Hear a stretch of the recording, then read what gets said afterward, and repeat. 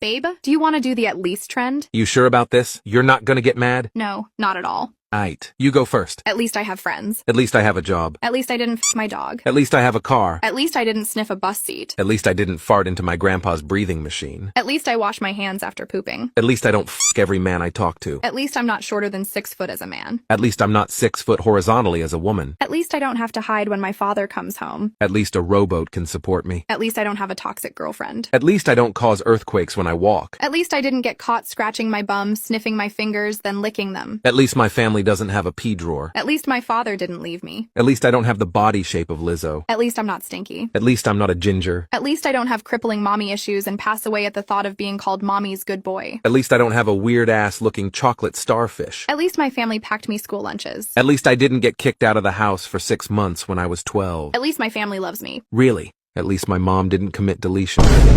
At least my father didn't go